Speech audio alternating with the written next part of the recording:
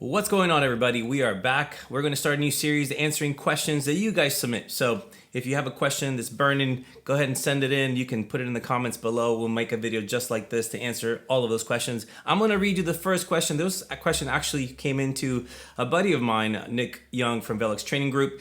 He posted a video and one of his followers actually submitted this question, and he sent it to me. He's like, hey man, would you answer this one? Maybe it'll be a good topic for a video. And so here we are. I'm going to read you the first part of it. I'm going to start fielding this question, and let's see what you think. So the question is, so what is the next step in training when you start pushing speed and your time is matching the leaders, but your hits are not there yet? There's a little bit more to this question, but let me stop right there. So he's pushing for speed to match the time, but then he's saying the hits are not there. So the concern for me is, well, what's the strategy for stealing the time? Where are you stealing the time from? If your hits are not there, then are you saying that you're stealing your time from the shooting bits? All right, my first suggestion would be like that you find the stealing of the time in the gun manipulations, possibly in transitions, possibly in the draw and the reloads, definitely in the movement, in the entries, in the exits. That's where the time is least costly on the marksmanship side, right? So if you're trying to match the time of the guys that are leading the pack, whatever that means, that you're local, maybe your area matches, maybe even your nationals, maybe you're a super high level guy, you ought to be trying to stealing time from where it's least expensive. It's most expensive to try to steal time from the trigger presses, right? If I'm in there and I'm like smashing on the trigger really, really fast and thinking that if I shoot fast, I'm gonna be fast, that's probably not the lowest hanging fruit. And if your marksmanship is suffering as a result of you getting closer in the pocket with time, you're probably trying to steal the time from the wrong places. So I would suggest focusing more on the movement pieces, entering better into positions with your gun ready to shoot, exiting, contributing to the exit as often as you can on open targets, draws and reloads, obviously tons of Dryfire stuff that kind of steals the time where it doesn't affect marksmanship anyway. That's probably the lowest hanging fruit for matching the time.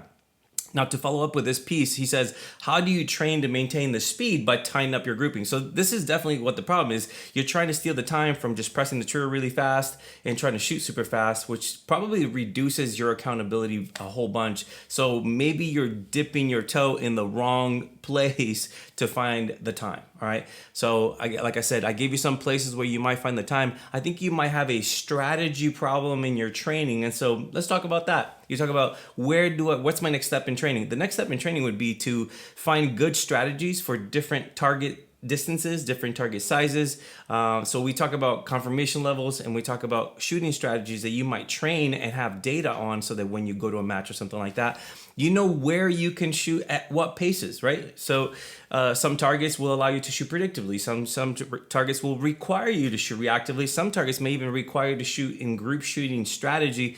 Again, if you have a strategy for how to approach all of these different targets, you're not going to be looking to shoot fast or slow. Here, what I'm seeing is like it's almost like an imposed, I'm gonna shoot fast to steal the time. Shooting fast doesn't necessarily, on its own, is not gonna steal the time, right? You're gonna have to have all of those other things in place.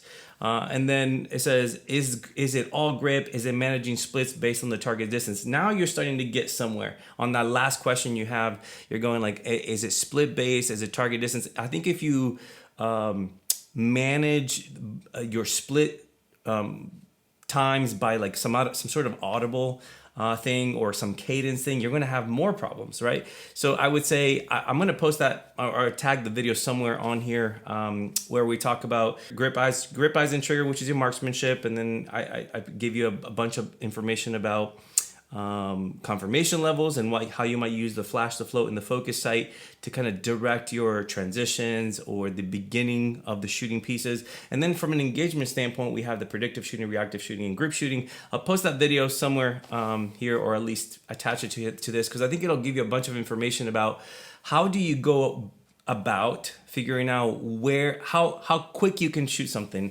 or what you can get away with and what accountability can you get with these different strategies. It's going to have to be trained in order to have that as a point of data, and then you can actually execute it on at a match. But to just shoot faster to match the time, I think you're going about it the wrong way. And I think there's a better way to steal time where you're not sacrificing marksmanship to get it done. And again, we're talking about most shooters, probably between A class and G, are going to have about the same splits. on most targets, right?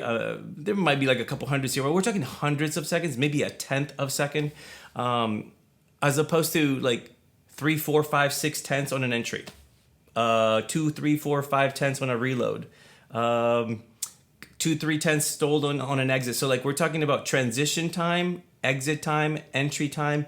Those times are like maybe half seconds, 3/4 of a second. Adjusting your feet when you come into a new position, that may be another place where you're losing a bunch of time. You know, the death by 1,000 cuts. Instead of the 300s, 400s, 500s, you might steal from a fast split that is a much lower accountability point for you, because you're trying to steal time and catch up with the fast guys. I'm telling you, my opinion, my best answer would be that the fast guys, big air quotes, the fast guys, are not at all focused on shooting fast. They're 100% focused on moving well, being efficient with how they go in and out of position, having the gun ready to shoot from the draw, from the reload, from entering a position.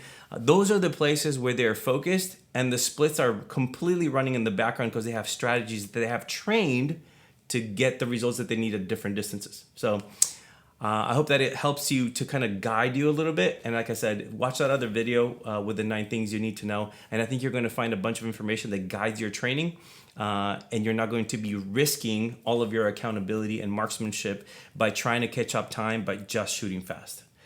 Just shooting fast. If you want to shoot fast in training, there might be an opportunity there to get used to what the gun feels like, looks like when you're shooting at the edge of your ability. But that's definitely not a performance kind of thing that you want to be doing. You don't want to do it on test day, shooting at the very edge of your ability. You want to be moving as aggressively as possible. That's not shooting based. You want to draw as aggressively as possible. There's no shooting there. You want to transition the gun as aggressively as you possibly can. But once the shooting starts to begin, then you're going to want to go back to some data you have. Even in transitions, as you start transitioning the gun to another target, the aiming process begins. As the aiming process begins, you're going to have to do whatever you've done in the past, and you're not trying to be at the edge of your ability on every transition, on every split, because that's definitely going to cost you that marksmanship that you're talking about. I hope that helps you. Get the questions down below. Like, comment, and subscribe. Till next time.